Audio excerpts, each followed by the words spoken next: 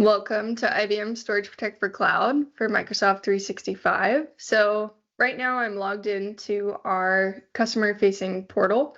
And so what that means is as an organizational IT admin, when I log into Storage Protect for Cloud, or SP4C for short, this is what I would see right away. And so as I can see, a lot of my different sub-workloads of Microsoft are configured to be backed up.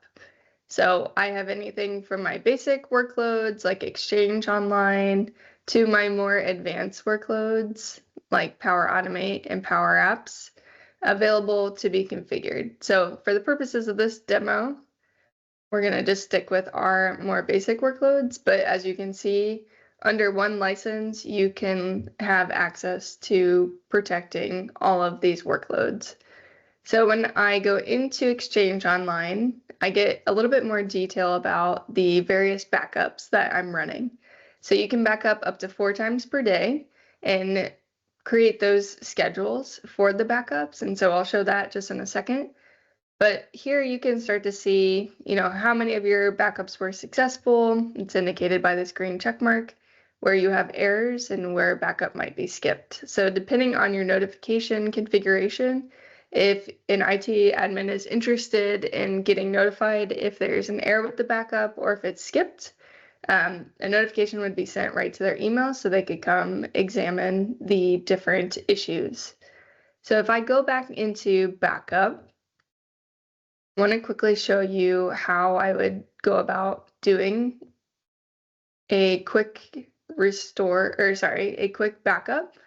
So when I'm thinking about the fact that I have a frequency of up to 4 times per day backups, I can strategically set times for kicking off those backups. So say, I want one to occur before people enter the workday at 9 a.m.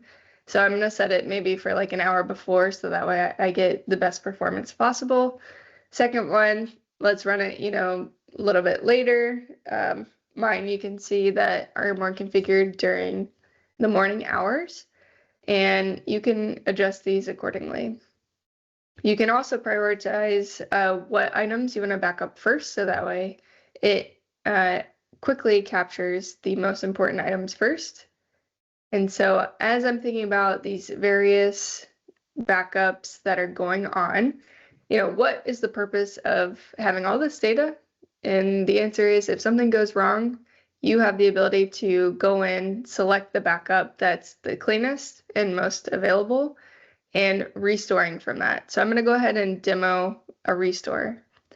So when I am looking at what I can restore, it's a number of items, and it's incredibly granular depending on what sub-workload you're looking at. So for this example, I'm going to restore a OneDrive file. So I'm going to flip over to my Microsoft account. So as you can see, I have a number of files in my OneDrive account. 4Q Financial Actuals is an incredibly important file. So it's actually asking me to sign in really quick. There we go. So this really important file, I'm going to go ahead and delete. And so as I delete it, it'll go into the recycle bin, as this notification just told me. So I'll go into the recycle bin and hard delete it. So this might be part of the built-in protections that you see and be familiar with, this recycle bin. That's really only going to hold your file for about 23 days before it hard deletes it. So in my case, I have gone in and deleted it forever. It's no longer part of my files. But how do I get that back? Let's say that was the reporting mechanism I'm going to send out for my stakeholders. Where does that file get pulled back from? And the answer is nothing about Microsoft is really going to help you pull back that file. And they actually recommend you use a third-party service or app to back up your data. So enter Storage Protect for Cloud. I'm going to go back to restoring my OneDrive because I know it's a OneDrive file I just deleted. So I can search by user. I can get as deep as an actual document, or I could stay at the user level. It just kind of depends what you need to look for. So I'm going to go ahead and click document. I don't quite recall all of this information, but if you had it, you could certainly put it in. I'll go ahead and search.